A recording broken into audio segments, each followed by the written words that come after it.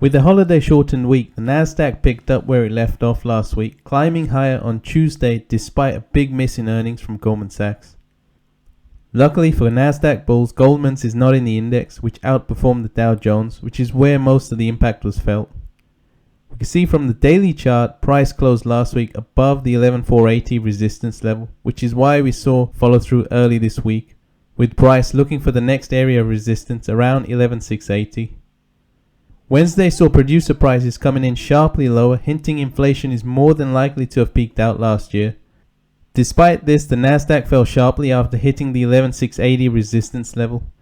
Headlines like this didn't help with sentiment, with Amazon looking to make another round of job cuts, whilst Microsoft also announced it will be cutting 10,000 jobs.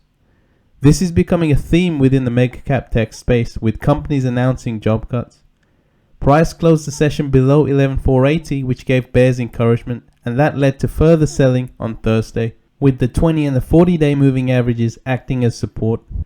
Price held the key moving averages on Thursday and continues to do so today as we approach the weekend.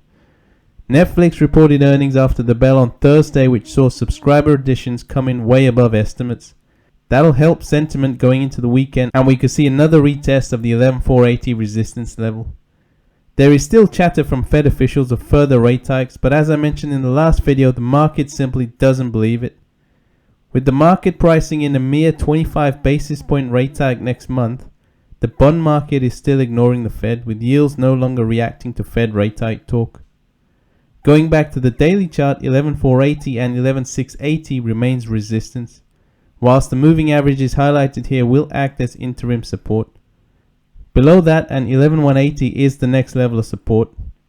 If we take a quick look at the weekly chart, we can see price held firm around the 200-week moving average at 11,560, whilst this long-term trend remains well supported around the 11k mark.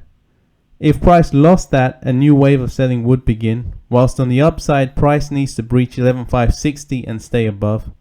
For now, we remain in a holding pattern between those two key levels, with a bias to the downside. Next week, more big earnings from Tesla, Microsoft and Boeing, whilst we get a first look at US Q4 GDP on Thursday. With that said, thanks for watching. Remember to hit that subscribe button so you don't miss out on future content, and I'll see you at the next one.